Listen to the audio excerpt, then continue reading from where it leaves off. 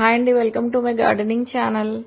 ఈరోజు నేను మామూలుగా సీడ్స్ ఉంటాయి కదా, విత్తనాలతో, అంటే విత్తనాలు కొనిని కాదండి, ఇవి కాయగూరలు కోసిన తర్వాత అందులో వచ్చే గింజలు ఉంటాయి కదా, అవి వేసినప్పుడు వచ్చిన మొక్కలండి. అంటే పచ్చిమిరపకాయలు, అంటే డ్రై ఎండి మిరపకాయలు ఉంటాయి కదా, అవి విత్తనాలు, అలాగే టమాటాలతో విత్తనాలు ఉంటాయి కదా, అవి వాటర్లో వేసినప్పుడు మొక్కలు వచ్చేస్తూ ఉంటాయి. అవి మళ్ళీ నేను వేరే చోట తెచ్చి పాతుతున్నానండి.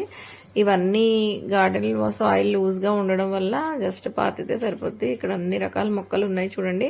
నేను ఫ్రూట్స్, వెజిటేబుల్స్, అలాగే ఫ్లవర్స్, ఫ్రూట్స్ అలా అన్ని కలిపి వేస్తానండి. వేయడం వల్ల మనకి అంటే స్పేస్ కూడా కలిసి వస్తుంది, ఒకదానికి ఒకటి ఇదవకుండా బాగా కూడా వస్తాయండి రావడం కూడా. ఇవి కొన్ని మనము పుదీనా, కొత్తిమీర అలాంటివి ఆకుకూరలు చిన్న చిన్నవి కోసిన తర్వాత అవి రూట్స్తో ఉంటాయి కదా కొన్ని, ఆ రూట్స్ కూడా వేస్తానండి.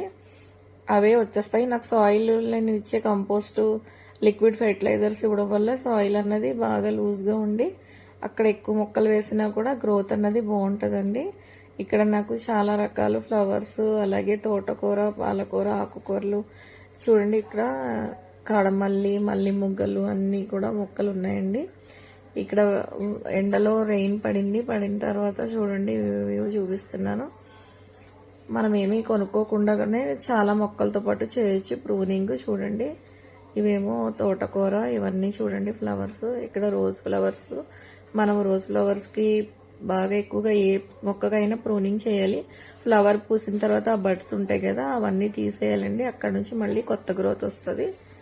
ఇలాంటి వీడియోస్ అన్నీ మీకు కావాలంటే గార్డెనింగ్ ఛానల్లో మీరు ఫాలో అవ్వచ్చు. Thank you for watching. Like, share, comment చేయండి.